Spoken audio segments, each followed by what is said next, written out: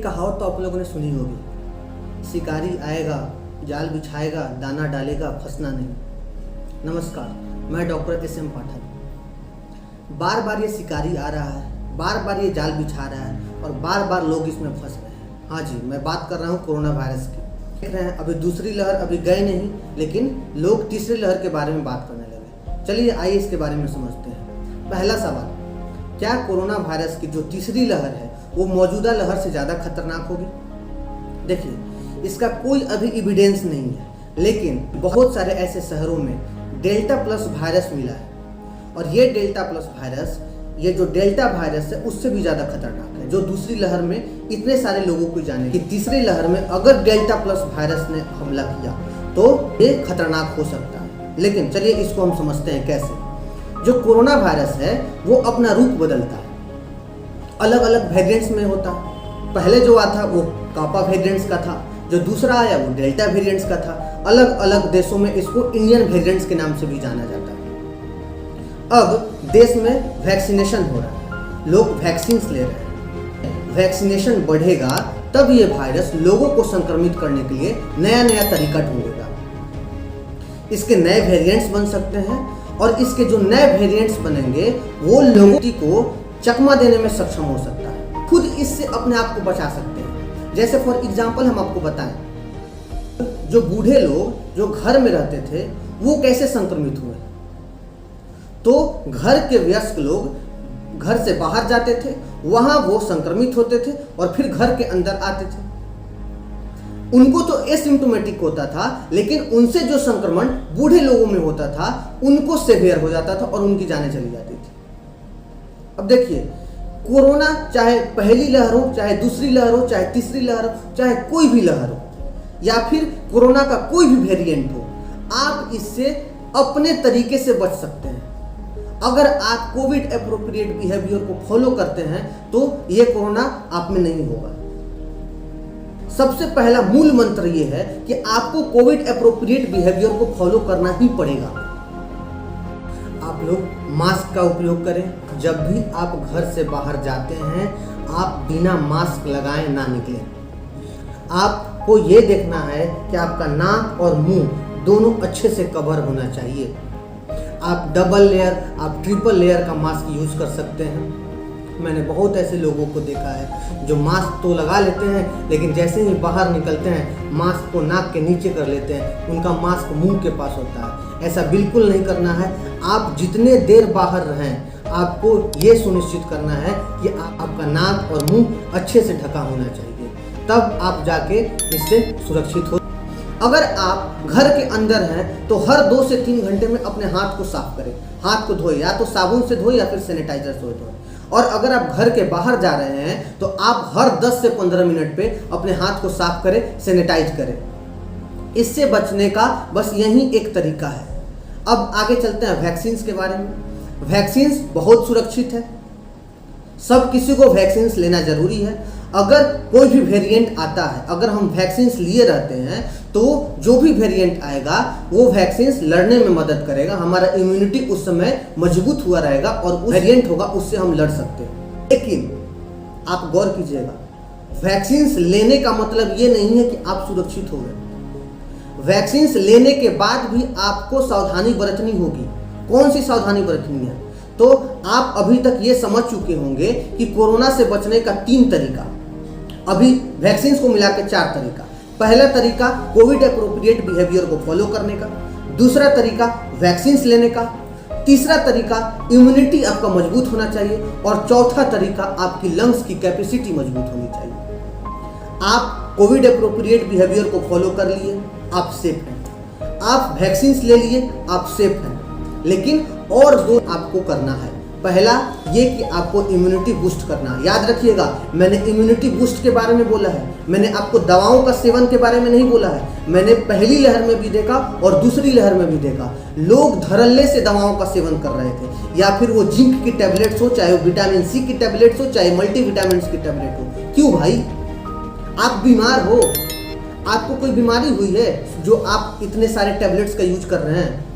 आप ये गौर कीजिए, जो लोग कोरोना से रिकवर हुए हैं उनकी नेचुरल इम्यूनिटी थी, उन्होंने कोई ऐसा दवाओं का सेवन नहीं किया। आपको यह समझना है कि आपके घर का जो खाना आप खा रहे हैं उसमें ही सारे न्यूट्रिएंट्स हैं और उसमें से ही आपको इम्यूनिटी मजबूत होगी।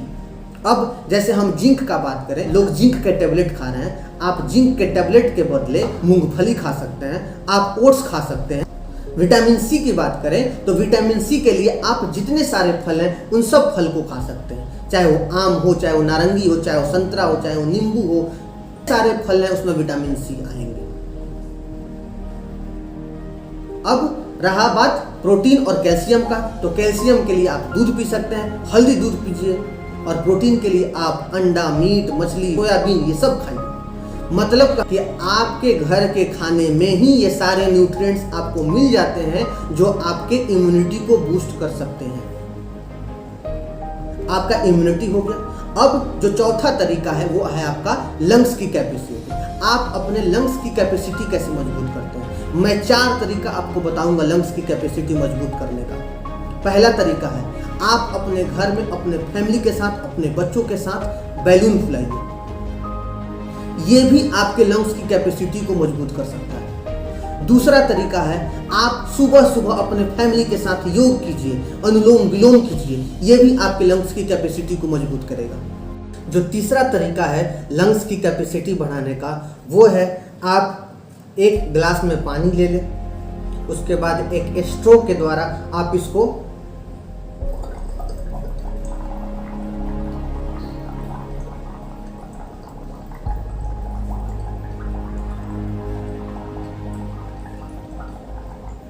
ऐसे कुछ देर तक आपको इसमें फूंकना है। ऐसे ही आपको बार बार इसको करना है। और जो चौथा तरीका है आपके लंग्स की कैपेसिटी बढ़ाने का, वो है आप स्पायरोमीटर यूज कर सकते हैं। ये मार्केट में अवेलेबल है, आपको ये 200 से 300 में आपको ये मिल जाएगा। और इसको यूज करने का तरीका, आप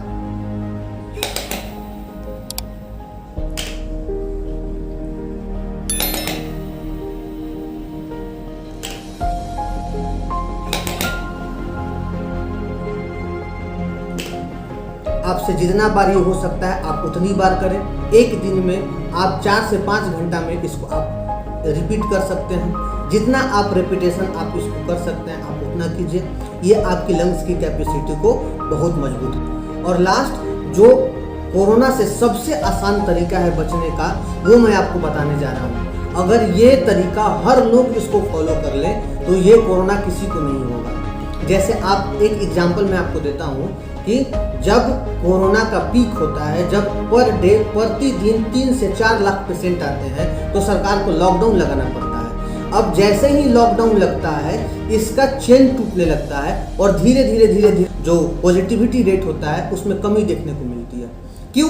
क्योंकि लोग घर से बाहर नहीं निकलते। तो आपको क्या करना है, आप अपने मन में बस ये बैठा लें कि आपके सामने हर दूसरे व्यक्ति को कोरोना है और आपको उससे बचना है। अगर आप ये मान लेते हैं मेरे सामने जो भी खड़ा है दूसरा व्यक्ति, वो हो सकता है कि कोरोना से पीड़ित हो, उससे हमको बचना है, तो ये कोरोना अपने आप खत्म। ये 5 तरीका मैंने आपको बताया, चाहे वो कोविड एप्रोप्रिएट बिहेवियर फॉलो करना हो, चाहे वो वैक्सीन लेना हो, चाहे लंग्स की कैपेसिटी बूस्ट करना हो, या फिर अपने इम्यूनिटी को मजबूत करना हो। ये 4-5 तरीका है जिससे आप इससे बच सकते हैं। आप अपने परिवार को बचा सकते हैं, आप अपने बच्चों को बचा सकते हैं। हाँ, एक और सवाल है कि क्या कोरोना का तीसरा लहर बच्चों पे ज़्यादा प्रभावी होगा? देखिए, बच्चे पहले लहर में भी संक्रमित हुए थे और बच्चे दूसरी लहर में भी संक्रमित हुए। एक पेरेंट्स के नाते आपकी ये जिम्मेवारी बनती है कि आप अपने बच्चों और अपने फैमिली की सुरक्षा कैसे करें। अगर आप घर से बाहर जाते हैं तो आप कोविड एप्रोप्रिएट बिहेवियर को फॉलो करें। जैसे पहले लहर दूसरे लहर में हुआ, वयस्क घर के बाहर गए, अंदर आए तो बूढ़े लोगों को फैला दिए, वैसे भी हो सकता है कि वयस्क घर से बाहर जाएं और घर के अंदर आए तो बच्चों को संक्रमण दे दें। तो बच्चों को संक्रमित ना हो, ये आपकी जिम्मेवारी है। बच्चों को घर का खाना खिलाएं, घर में पॉजिटिव माहौल रखें, पैनिक ना हो। बहुत सारे लोगों को मैंने देखा है, एक सर्दी होता है मन में आने लगता है कोरोना तो नहीं है, फीवर होता है मन में आने लगता है कोरोना तो नहीं है। ऐसा नहीं करना है। आपको अगर ऐसा कुछ हो रहा है उसमें आपको ये भी देखना है कि ये कोरोना के सिम्टम्स तो नहीं है। अगर आपको फीवर के साथ साथ आपको सूखी खांसी है, आपका पेट खराब है, डॉक्टर से सलाह लेना है। हाँ, और कोई भी दवा मैं फिर से बोल रहा हूँ, चाहे वो मल्टीविटामिन हो, चाहे वो जिंक हो, चाहे विटामिन सी हो, कोई भी दवा बिना डॉक्टर के सलाह लिए बगैर ना ले, ना सेवन करें उसका। वो आप ऐसे कर रहे हैं कि एक बीमारी से बचने के लिए आप दूसरी और तीसरी बीमारी को निमंत्रण दे रहे हैं। स्वस्थ रहें, सुरक्षित रहें और अपने घर को, लोगों को सेफ करें, बच्चों को सुरक्षित करें। जय हिंद।